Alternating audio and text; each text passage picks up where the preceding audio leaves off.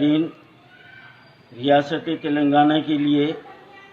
ایک سیاہ دن ہے اور جناب KCR صاحب جو اقلیت اور مسلم دوستی کا جو دم بھرتے تھے، آج ان کے چہرے سے یہ جھوٹ کا نقاب اتر چکا ہے۔ سیکریٹریٹ کے 2 مساجد اور 1 مندر کو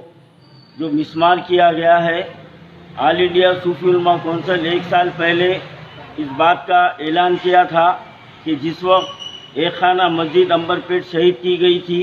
اسی وقت سے یہ خدشہ لگا ہوا تھا کہ TRS حکومت کے نشانے پر کئی مساجد ہے اور عوام کو یہ سمجھنا چاہیے کہ یہ سیکریٹریٹ کی مساجد پر کے شہید کرنے کے بعد پھر آگے جو ہے نا یہ خاموش بیٹھنے والے ہیں۔ یہ ہماری سوچ و فکر غلط ہے، بلکہ یہ KCR صاحب یہ مکمل طور پر RSS کے ایجنڈے پر عمل کر رہے ہیں، اور میں یہ بات کہوں تو بھیجا نہ ہوگا، جس کو یہ اپنا گرو مانتے ہیں PV نرسمہا راؤ، جو بابری مسجد کے قاتل ہیں، انہوں نے ان کی 1 سالہ تقاریب منانے کا اعلان جو کیا ہے، اور آج جو مساجد کو شہید کر انہوں نے بقول ان کے گرو کو انہوں نے شردھانجلی دی ہے۔ تو یہاں یہ بات صاحب ظاہر ہوتی ہے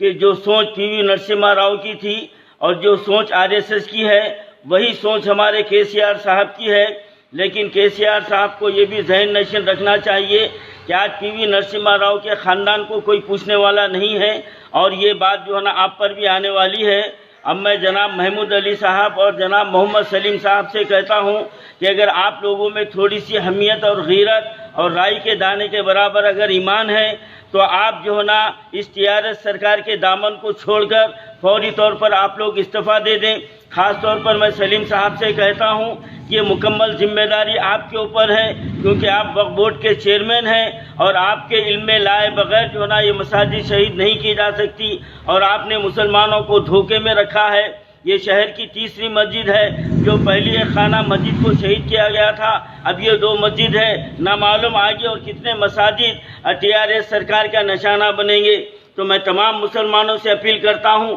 کہ اس TRS سرکار کے دوغلی پالیسیوں میں نہ آئیں، بلکہ ان کے دکھاوے کے بیانات پر یقین نہ کریں، اور بالخصوص محمود علی صاحب اور محمد سلیم صاحب کو اگر جو نا تھوڑی سی حمیت اور ایمان رائی کے دانے کے برابر ہے، تو آپ دونوں کو استعفیٰ دے دینا چاہیے، اور جتنے مسلمان جو TRS میں شامل ہیں ان کو بھی مستعفی ہو جانا چاہیے، اور یہاں سے ایک منظم پیمانے پر TRS سرکار کے خلاف ایک جو نا تحریک شروع کرنے کی ضرورت ہے۔ انشاءاللہ تعالی آل انڈیا صوفی علماء کونسل اس کے لیے ایک مثبت راہ عمل ہم جو نا اس کو طے کر رہے ہیں، اور انشاءاللہ ہم جو نا اس کے تعلق سے بہت بڑا احتجاجی پروگرام بھی منظم کریں گے، اور TRS سرکار کی اس گھناؤنی حرکتوں پر ہم خاموش بیٹھنے والے نہیں ہیں، اور انشاءاللہ تعالی TRS سرکار کو یقیناً اللہ تعالیٰ ان کو تو جڑ سے اکھاڑ پھینکے گا۔ لیکن KCR صاحب جس طرح سے PV نرسمہا راؤ کے خاندان کا کوئی وجود باقی نہیں رہا، ان کی اولاد کو کوئی پوچھنے والے نہیں رہے،